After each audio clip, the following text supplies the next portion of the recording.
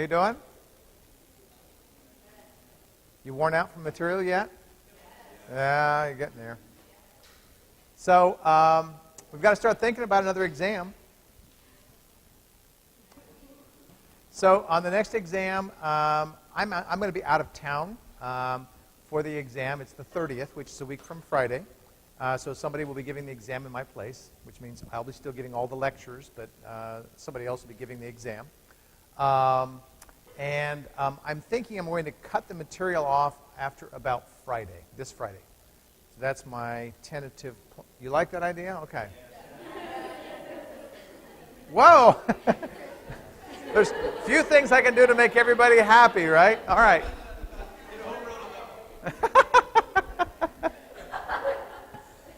So I don't anticipate a change in that, but if there is some change, it would be minor, and I would let you know. Okay. So, and I will also plan a review session for you before I go, but I've got to look at my schedule to see when I can schedule that for you. So we'll get that together. Okay. All right. So last time I talked about a fairly complicated set of things, and this figure was sort of at the root of that. Understanding what's in this figure, okay, is important, but I won't say it's the most important thing in the world, right? So don't let this figure sort of throw you. It's not that this is, I think, as complicated as it looks, right? You've really got two things going on here to two things. That means how you end up with four things, right? So you've got a phosphorylated form of glycogen phosphorylase, which I'm not sure I gave you the name, but it's called phosphorylase A. Whenever you hear the term A with phosphorylase, it refers to the phosphorylated form. And the unphosphorylated form, which is B. All right? So basically going from left to right means putting a phosphate on, taking a phosphate off. Going up and down means changing from R to T. R state, T state. Right? T state up, R state down. The only way something can change from R to T is by allosterism, changing the shape of the protein. The only way something from change to A to B or B to A is by adding or subtracting a phosphate. Right? Now, people look at this and say, well, what's the most active form? Right? Well, the most active forms are at the bottom. The R states will be the most active forms. Right? The least active forms will be at the top, the T states. Right? Left or right doesn't really matter for our purposes. All right? Left and right happens because of hormonal control. That's important to know. Left or right is happening because of hormonal control. So phosphates go on ultimately because of epinephrine, and phosphates come off ultimately because of insulin. There's a related hormone to epinephrine called glucagon. And it acts very much like epinephrine does. It's not there for fight or flight type things, okay? But it is there when your blood glucose levels start falling very low. I like to think of glucagon as meaning glucose all gone. Because what it does is it stimulates blood glucose levels to rise because it stimulates the liver to release glucose. And it releases it, in this case, by breaking down glycogen. Okay. Somebody want to close that door back there? They're awfully noisy. Yeah. Great. Okay. Somebody already anticipated that. All right. Now, I promised I would tell you how caffeine works. So how caffeine works is pretty cool. All right? So I got to tell you this.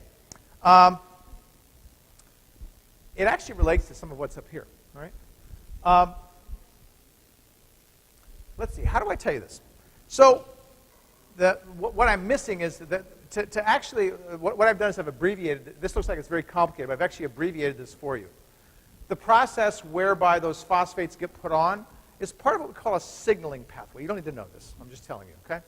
It's part of what we call a signaling pathway. So epinephrine, I said, stimulates the cells to put phosphates on, but there's a several-step process that it goes through to do that. Right? Several steps in the process to do that. One of those steps makes a molecule that is kind of interesting, and you've actually already seen it. It's called cyclic AMP. We talked about cyclic AMP when we talked about CAP with respect to the lactose operon in bacteria. Cyclic AMP is used in our cells as a signaling molecule. So what happens is epinephrine binds to a cell. It stimulates the production of cyclic AMP, which ultimately, through this process, stimulates phosphorylation. Okay? So it's a several-step process, but epinephrine stimulates the synthesis of cyclic AMP, which stimulates phosphorylation. And I've told you that if insulin binds, the opposite happens. We stimulate dephosphorylation, right? Well, one of the things that insulin does not do is insulin doesn't break down cyclic AMP, nor does it stimulate the breakdown of cyclic AMP. So if we didn't do something about cyclic AMP, then cyclic AMP levels in the cell would remain high. And as soon as we started synthesizing glycogen, we'd start breaking it down as well, because we'd start phosphorylating things like you've seen here, and we'd be in a futile cycle. Well, the cell has a built-in control against that. The cell has an enzyme called phosphodiesterase. Yeah? That's the name of it. That's what you need to know. Okay. So phosphodiesterase is an enzyme that breaks down cyclic AMP. So normally what happens is when cells get this epinephrine, which causes cyclic AMP to be made, it doesn't hang around for very long because there's always some phosphodiesterase floating around that grabs a hold of the cyclic AMP, and then the levels fall. This sort of makes sense if you think about it. Big excitement, big production of cyclic AMP, wind down the excitement over time. Okay? So we can actually beef up synthesis, but then the phosphodiesterase catches on, and it takes over, and it breaks down the cyclic AMP over time. Right? And that's what normally happens. Okay? Unless you're drinking coffee, because caffeine inhibits phosphodiesterase. So, what does this mean? It means that when I'm drinking caffeine, my phosphodiesterase is inhibited, which means I'm not breaking down cyclic AMP, which means I'm continuing to favor phosphorylation, and phosphorylation is going to favor glycogen breakdown and not glycogen synthesis, meaning my blood glucose levels are going to go up when I'm drinking caffeine. That's the buzz you get from caffeine. It's part of it. Okay? It happens partly because of what's happening right here. Does that make sense?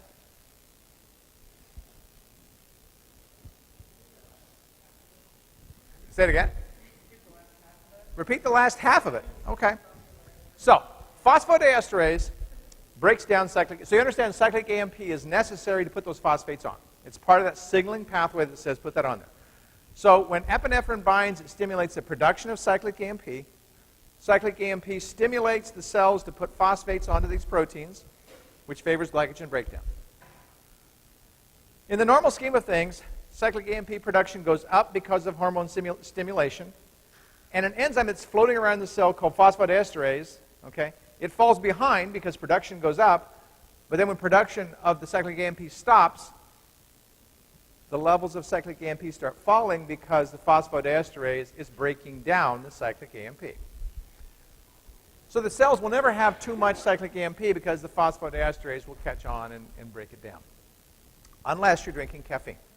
When you're drinking caffeine, the phosphodiesterase, which would normally break down the cyclic AMP, is inhibited. It's no longer breaking down the cyclic AMP, so cyclic AMP levels are staying relatively high.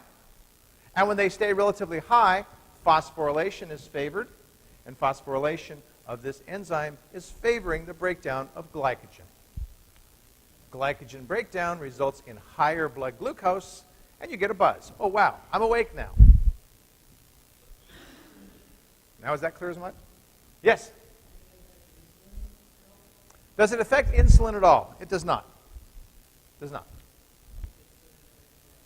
I'm sorry? It's still going to favor the increase in blood glucose. I'm glad it's a common question I get, actually. It's a very good question. It's a common question. All right? Unless your blood glucose levels go fairly high, insulin's not going to enter the picture. And generally with your body's endogenous synthesis of glucose, insulin is not a big factor. It becomes a factor when you have a meal where you've got a ton of glucose that's popping in there. Then insulin. What's that? Oh, yeah.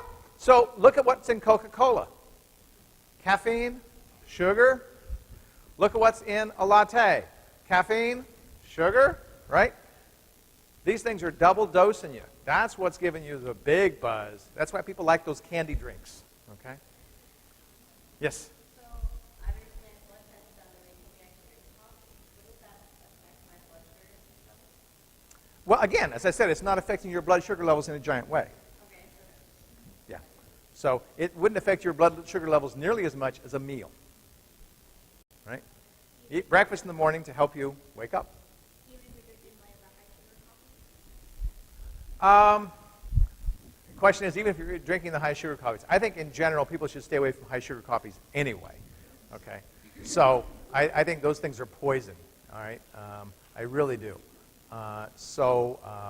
My advice would be no, don't do that. Yeah. All right. I mean, all that cream and all that crap they put into coffee. I mean, coffee's good by itself. You know, who needs all that stuff?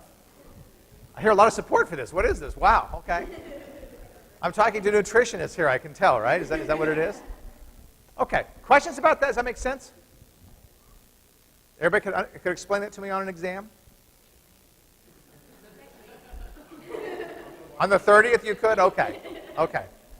Now, while I'm on the topic of exams, I've had a couple questions about, well, how are the grades in the class decided, et cetera, et cetera. So what I'm going to do with exams, and I think I mentioned this before, is I'll take the higher of the two exams you have with Dr. McFadden, and I'll count that as your grade towards your final.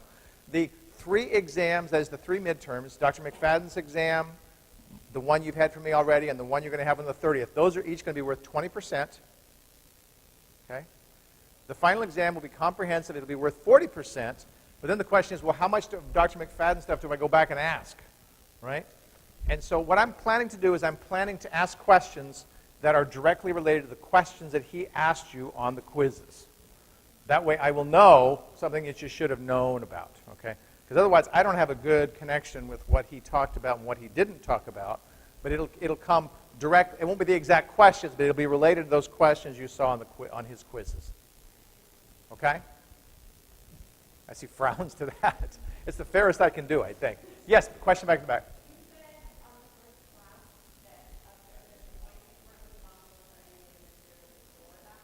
Okay. You're saying have I changed my mind on that? Did I say that? Okay. All right. I'll honor that. I'll honor that. All right. So the comprehensive material will just be what I talked about. Okay. I don't want to say one thing and do it. I'm an absent-minded professor, so if you guys say you said, oh, so we don't know anything. Oh, yeah, I forgot that. Okay. So, right. Okay.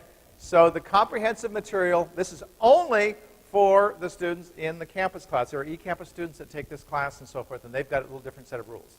So for the campus students, that's what the rules will be. Okay? All right. E-campus students are going, damn, I'm going to get a hold of that guy, right? You know what happens on e-campus, and hello e-campus, I see you there, I know you're there, I'm not making fun of you. What happens on e-campus is I'll give extra credit day, right? And the students on the e-campus will go, but I know a joke. Can I? And I say, look, it's already factored into your grade. There's no advantage, no disadvantage to doing that. It's a little hard to do that with e-campus. And I don't do it to be mean, but again, with e-campus, it's a little different situation. Okay. Are we set? Should we talk about the citric acid cycle? All right.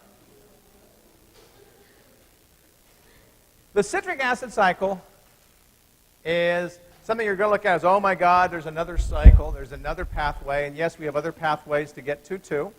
All right? But the citric acid cycle is where you'll start to see some of these pieces coming together. You've already seen how glycogen metabolism and glucose breakdown and glucose synthesis related, because they all tied around glucose, right? We can imagine that the liver, when it is getting a signal to put out glucose, may do two things. It may break down glycogen and it may stimulate gluconeogenesis because both of those are going to produce glucose and dump it out into the bloodstream. And in fact, that does happen. And conversely, if blood glucose levels rise, the liver may say, okay, I need to take in this glucose, right?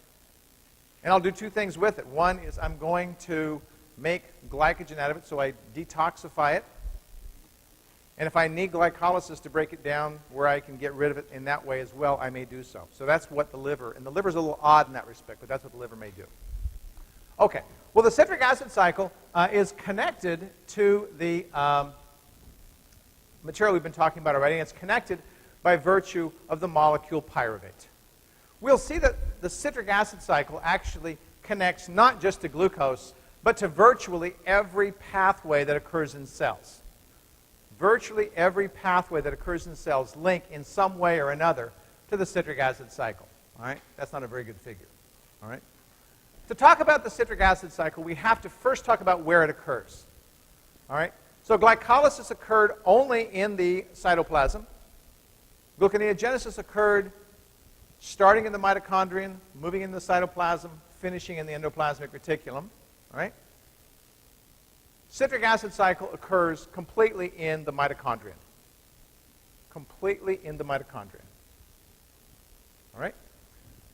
So, it's important that we understand the mitochondrion. All right? The mitochondrion is what we call the power plant of the cell. And the reason that we call it the power plant of the cell is because it's where most of the ATP of the cell is made. Probably 99% of the ATP in the cell is made in the mitochondrion.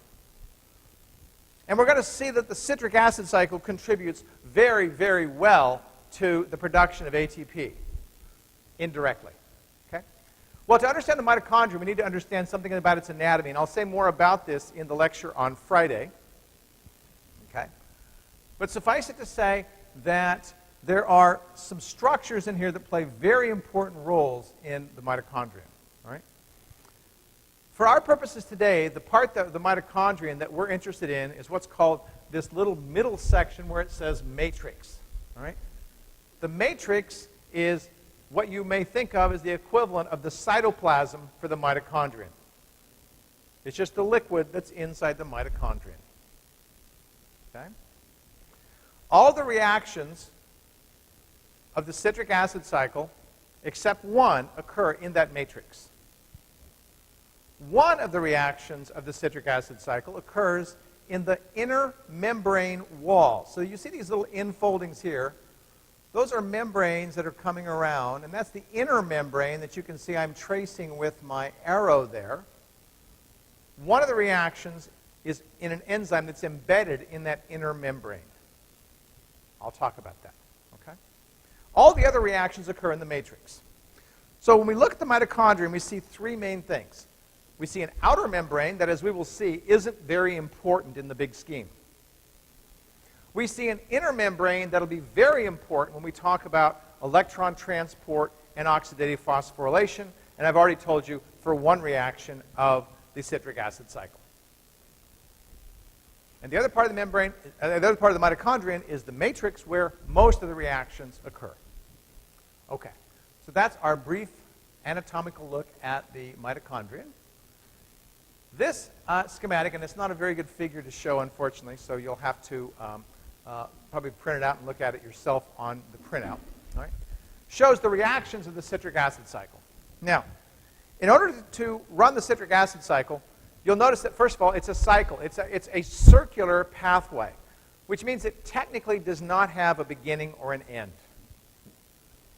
Now, we almost always talk about it as if it has a beginning and an end, and the reason we do is because we see entry of carbons, right here in pink, in a specific place. So we'll treat it as if it has a beginning and an end, but in reality, it's a cycle.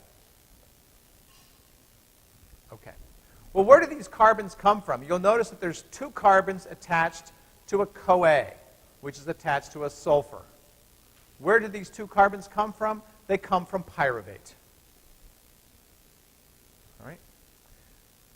So glycolysis, the end product of glycolysis, was two pyruvates, in addition to two ATPs and two NADHs.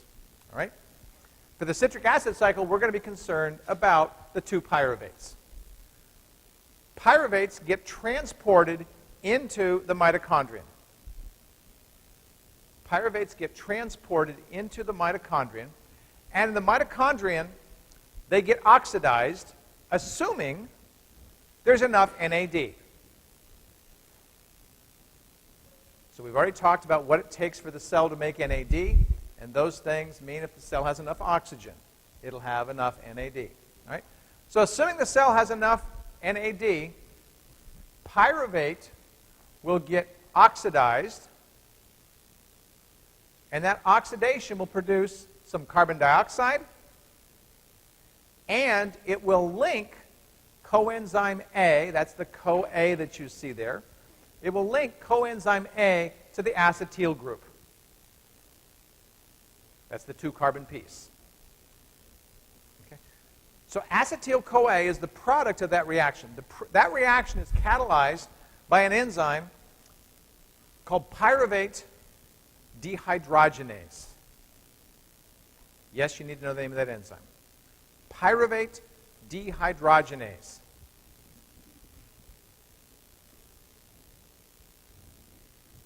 That reaction is an oxidation, which means it requires NAD, which is right there, and it produces NADH.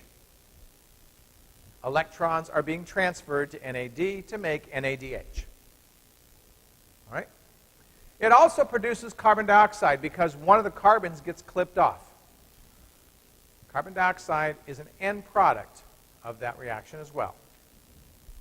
Now, this reaction that I've just described to you, the pyruvate dehydrogenase reaction, is not, underline not, part of the citric acid cycle. It's necessary for the citric acid cycle, but it's not a part of the citric acid cycle. All right. Well, once we have acetyl-CoA, we are ready to, quote, start the citric acid cycle.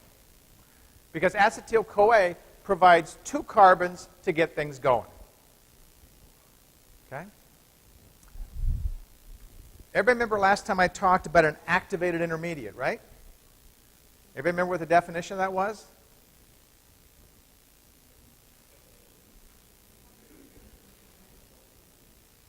Who can give me a definition of an activated intermediate?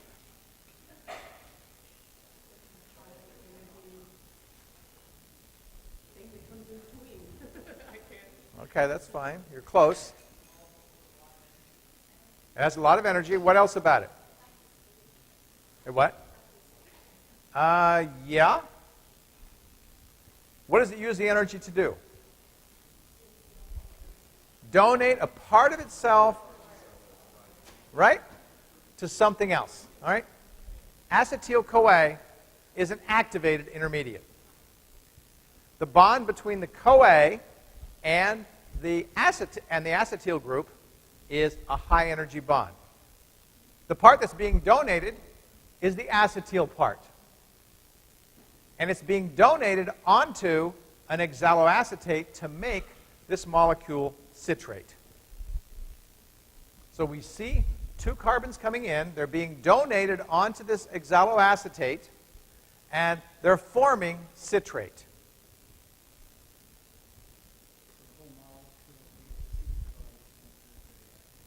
The whole molecule, acetyl-CoA, is considered the activated intermediate. That's correct. So just like UDP glucose was an activated intermediate, acetyl-CoA is an activated intermediate. Okay? The enzyme that catalyzes this, and here we go, I'm going to name an enzyme for you, is citrate synthase. This reaction is energetically very favorable. The rules I gave you about glycolysis, if I talk about energy, you're responsible for that.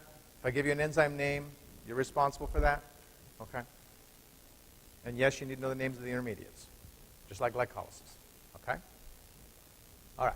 I'll be sparing in the enzyme names. All right? What we've done is we've started with a 4-carbon molecule, oxaloacetate. We've added 2 carbons, and we have a 6-carbon molecule, citrate. Okay? You don't have to memorize the structures of the citric acid cycle intermediates. All right? I'm sparing you that. You don't have to memorize that. Okay? All right. I'm going to go through these fairly rapidly because it's the reactions themselves aren't the most important message about the citric acid cycle. Right? The most important message about the citric acid cycle is actually how it is controlled. Okay? We've made a 6-carbon molecule. The next reaction with an enzyme name I'm not going to mention, there you go, all right, involves a rearrangement of the citrate. So citrate in this case has carbon, carbon, carbon, carbon, carboxyl, carboxyl, carboxyl, and the middle carbon it's got a hydroxyl. The next reaction, the hydroxyls move to a different carbon. No, you don't need to know that. Okay? We've simply reorganized the molecule. All right? The next reaction is a decarboxylation. It's an oxidative decarboxylation. And when you hear the word oxidation, I want you thinking NAD. And in fact, NAD is needed. In fact, carbon dioxide is produced, which means we've gone from a 6-carbon molecule to a 5-carbon molecule. Okay? And we have something called alpha-ketoglutarate. Everybody with me so far? The reaction that follows that is also an oxidative decarboxylation. So that means we're going to need more NAD. We're going to produce another carbon dioxide. Okay. And we also need a coenzyme A.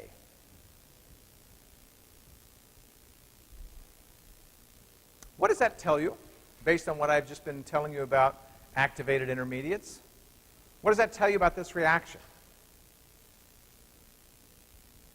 We're producing a carbon dioxide, we're producing an NADH, and we're going to produce something that's linked to CoA. That CoA bond, when it was linked to an acetyl group, was high energy. I'll tell you that the bond that's linked to the succinyl group here is also high energy. What does that tell you about the reaction that's going on here?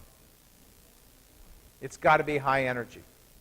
You don't see any ATP that's being used to link these guys together, right? It's a high energy reaction.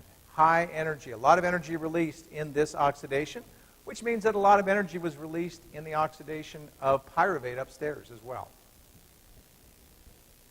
Okay? It also turns out that this reaction that puts CoA on here is related to the reaction that puts the CoA onto acetyl-CoA.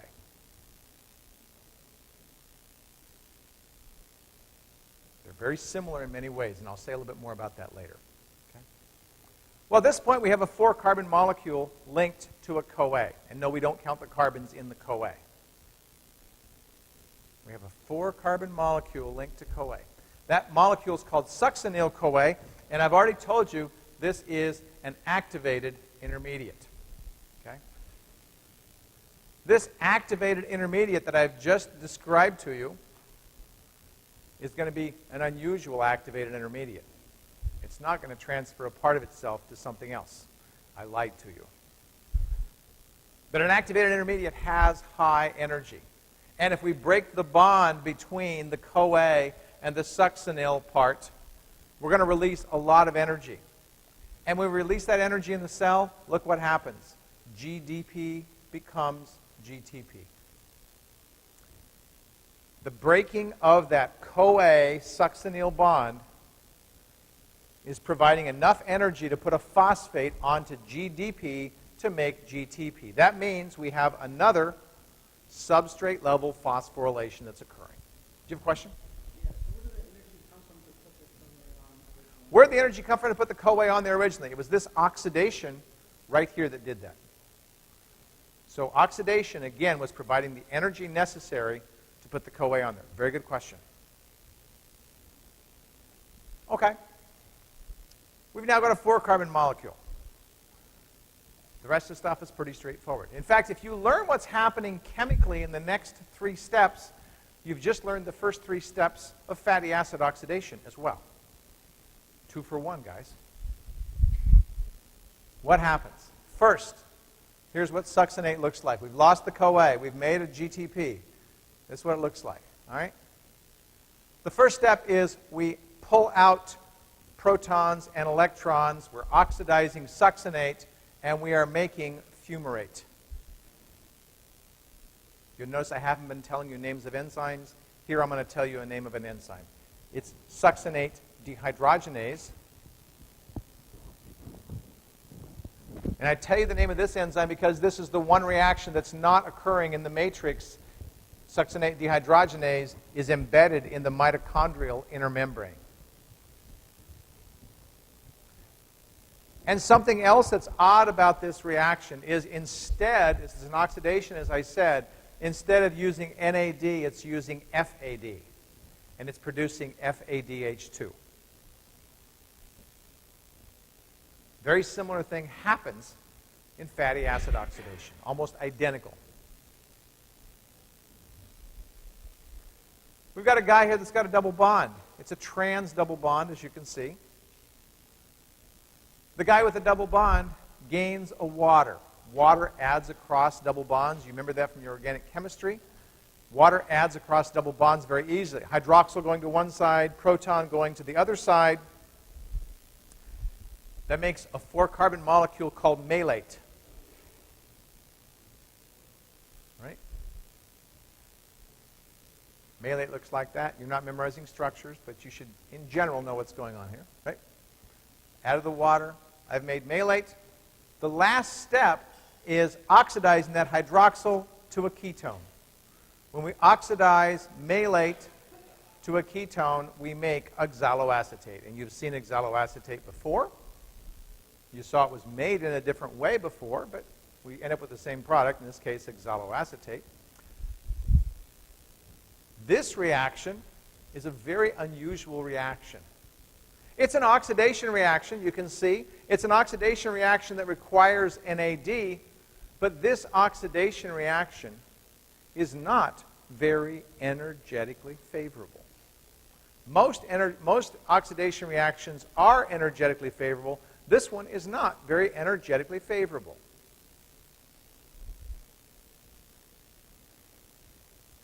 The enzyme that catalyzes this, here we go, is malate dehydrogenase. Malate dehydrogenase catalyzes an oxidative reaction that's not energetically very favorable. How does this reaction go forwards? All right. The way it goes forwards is the next reaction, where oxaloacetate is converted into this, is energetically favorable, and it pulls this bad reaction. It pulls the product away. So when we have an energetically unfavorable reaction followed by an energetically favorable reaction, the favorable reaction pulls everything forwards. We've just completed the cycle. Hopefully that wasn't too painful. Somebody in here has learned to say, "Phew," and that means Kevin hears it and he slows down, right? So, yes, sir. They have to be right next to each other, these molecules, within the matrix. Oh, he's got a good question. Do they need to be physically next to each other in the matrix in order for this to pull and have this happen? The answer is no, they don't. They are, but they don't. They don't have to be. All that matters is the concentration of them. So when I say pull, I'm talking about reducing the concentration of the product of one of them. So in this case, the pulling, right, this is the product of this reaction, but it's the substrate of this reaction.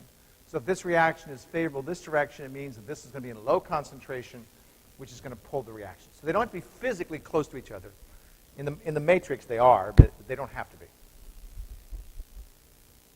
Okay. Let's talk about how this is regulated. You guys go, oh my God, we've seen regulation, we've seen glycogen metabolism. This guy's hung up on regulation, and this is one of the easiest regulations you're ever going to learn. Hallelujah. Hallelujah. All right? The hallelujah part is that it's really simple to understand what controls whether or not the citric acid cycle runs. People will show you various molecules and say allosterism, blah, blah, blah. But the most important regulator of the citric acid cycle is the availability of NAD and FAD. That is the most important regulator of the citric acid cycle.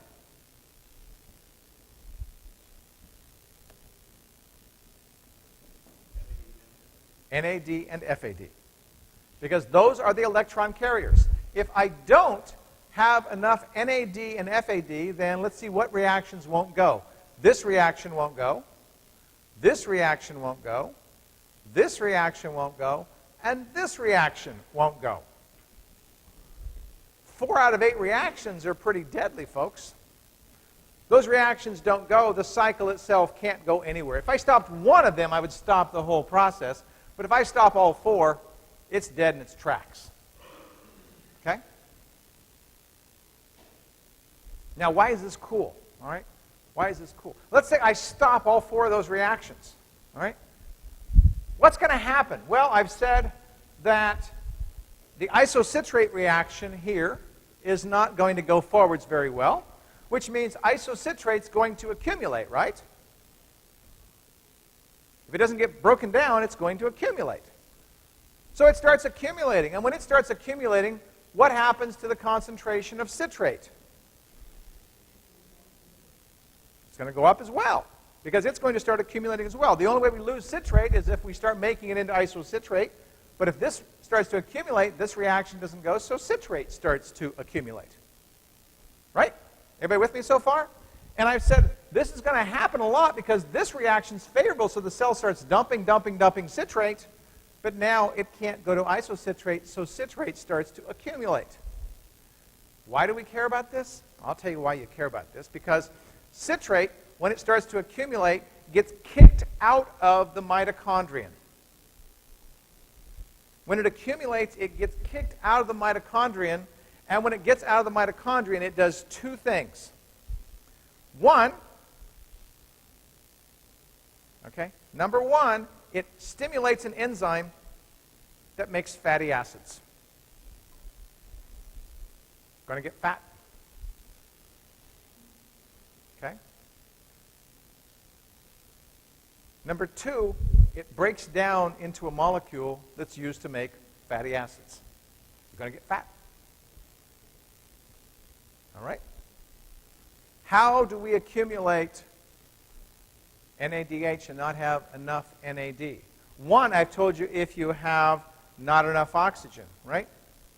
Another is if you're not exercising enough. If you're eating more than you're burning off, you are going to start accumulating citrate. And when you start accumulating citrate, it gets exported, stimulates production of fatty acids, which stimulates production of fat. Now you'll see why NADH accumulates when you don't exercise later. Okay? But I'm just leading you to that. So, knowing something about the regulation of the citric acid cycle tells us why we get fat. Okay? Questions about that? Make sense?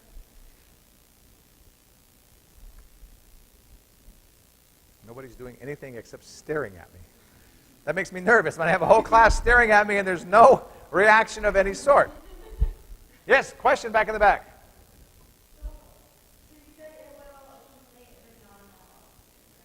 If there's not enough oxygen, that's one way to accumulate that. That's correct.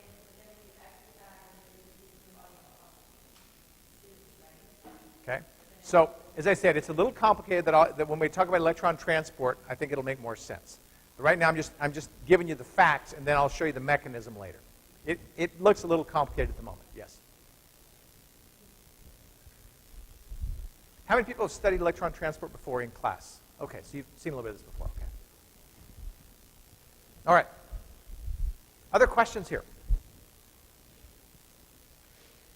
Okay, I'll tell you nothing else that's cool about this pathway. All right? So, oxaloacetate, I'm just going to tell you this. You don't need to know this, okay? Oxaloacetate, we'll talk about it later, can be used to make aspartic acid. It's one of the amino acids. Very easy to make aspartic acid. Pyruvate, I've already told you, is very easy to make into alanine, another amino acid, okay? Fumarate is found and needed in the pathway that makes nucleotides. Okay? Succinate is used in making heme that goes into hemoglobin. Succinyl-CoA is also used that way. Alpha-ketoglutarate is very readily converted into glutamic acid. Okay? Citrate, you've already seen, is used to stimulate fatty acid production. So there's 7 or 6 of the 8 components of the citric acid cycle that I've talked about that are linked to something else. Right? This pathway is intimately tied to everything that's going on in the cell. Now, the reason I tell you that is because it's a pathway, and here's a word I'm going to give you that you should know. It's called anaplerotic. A-N-A-P-L-E-R-O-T-I-C. Anaplerotic. Anaplerotic means to fill up. All right? If I'm a cell and I need to have the materials to make heme, I've got a source of them right here in succinate. Okay? I can take this away and fill up my other pathway. On the other hand, if I have a cell and I'm on a low-carb diet and I have not been eating much in the way of carbs, all right, so I have a lot of the materials here, but instead I am getting plenty of amino acids and protein, all right, my alanine can be converted into pyruvate. My aspartic acid can be converted into oxaloacetate. My glutamic acid can be converted into alpha-ketoglutarate, and I can keep this cycle going without eating any glucose. Amino acids can be an energy source for me. So this pathway can fill up when other things come in, or this pathway can be used to fill up other things needed to make something. It can come in, it can go out. This pathway is very central to what the cell needs and does. Very, very central. Olivia?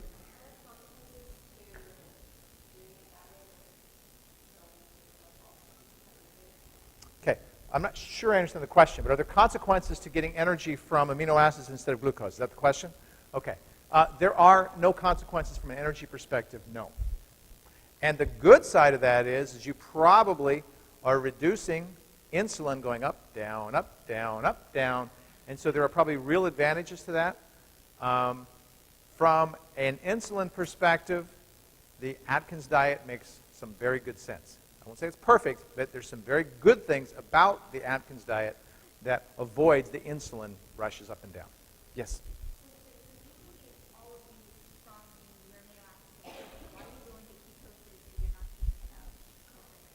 Okay. Why are you going to ketosis if you're not eating enough carbohydrates?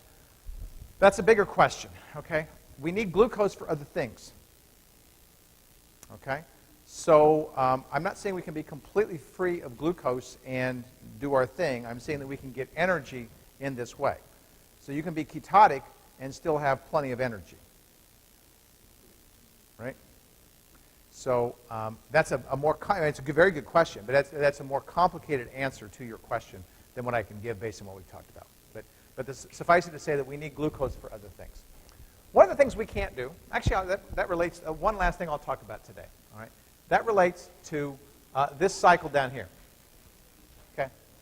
Oh my God, another cycle, and there's only 5 minutes left in the class, all right? This is a really easy one, all right? See, it's easy.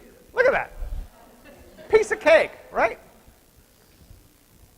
Trust me. I'm asking you to trust me on this one, okay?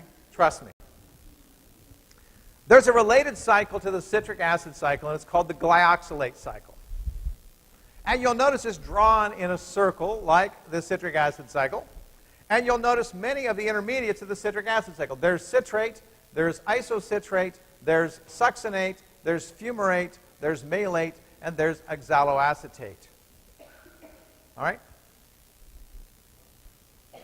This cycle occurs in plants and bacteria. It doesn't occur in us. And it's unfortunate that it doesn't occur in us, and I'll show you why. Okay? What does this cycle do? Well, it uses the same enzymes as the citric acid cycle does. But it bypasses a couple of them. You remember the reaction where we went from 6 carbons to 5 carbons because we had an oxidative decarboxylation? And the reaction where we went from 5 carbons down to 4 carbons linked to a CoA? We lost another carbon dioxide by oxidative decarboxylation. Each of those steps converted something that removed a carbon dioxide. Right? We started with 6, we ended up with 4. Oxaloacetate has 4, citrate has 6. By the time we get back around here to oxaloacetate, we're back down to 4. We've had 2 decarboxylations. We've lost 2 carbon dioxides. The glyoxylate cycle avoids losing carbon dioxides. It bypasses the enzymes that cut off a carbon dioxide. Now that turns out to be important. Instead of going through those reactions, it has an enzyme, okay, called isocitrate lyase. Yeah, I just mentioned it, didn't I? Isocitrate lyase, instead of decarboxylating isocitrate, splits it into a 4-carbon piece known as succinate and a 2-carbon piece known as glyoxylate. That's what gives the cycle its name.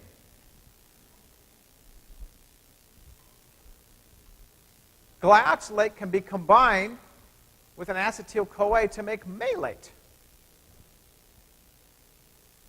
Now let's think about what we've done.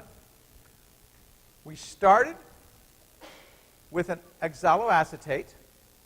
We put an acetyl-CoA on it to make a citrate. There's one acetyl-CoA. We've made isocitrate and we've split it in half. Half going to succinate, the other half going to glyoxylate, which combined with a second acetyl-CoA to make malate. All right? Don't forget this succinate over here. At this point, what do we have? We have a succinate that goes to fumarate, that goes to malate, and over here, all of a sudden, instead of having 1 malate, we have 2 malates. In the citric acid cycle, we only had 1 malate. We have 2 malates here, which means that we have 2 oxaloacetates here. If I'm just running the citric acid cycle, I've got to use that oxaloacetate to make the next citrate. Otherwise, I don't have a cycle. I can't send off that oxaloacetate to go become glucose in gluconeogenesis because I need it for the citric acid cycle. However, if I have 2 oxaloacetates, I can send one of them off to make glucose, and I can send the other one off to keep this cycle going. If I could do that, I could convert 2 carbon compounds into glucose. I can't do that. Plants and bacteria can do that. Why do I care about that? Because breakdown of fat and fatty acids produces 2 carbon compounds. Okay? Glucose is very easy for me to burn. Fat and fatty acids are not so easy for me to burn. I could burn a lot of fat and fatty acids if I could convert them into glucose, but I can't do it. Plants and bacteria can do that. They have a glyoxylate cycle. Okay, so that's the significance of the glyoxylate cycle. You might say, well, which one do they run? The citric acid cycle or the glyoxylate cycle? And it really depends on the circumstances. I'll talk about those next time. All right? Let's finish with a song. And the song is about the citric acid cycle. I'm not going to sing it. I have somebody else who will.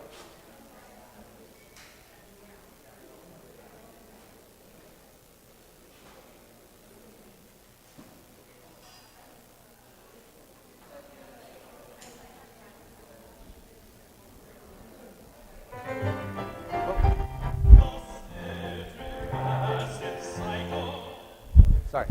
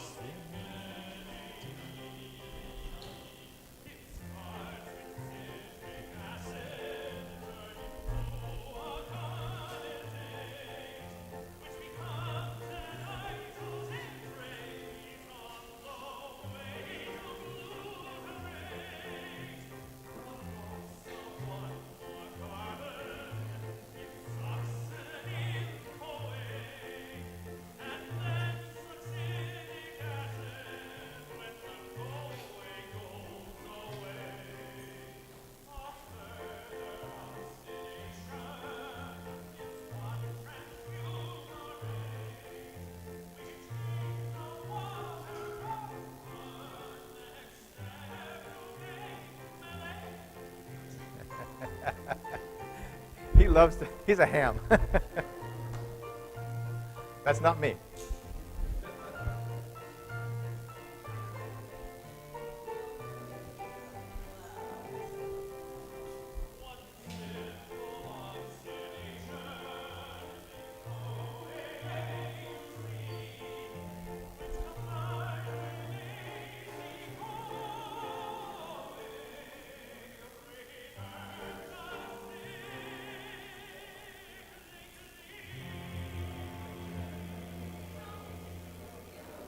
All right.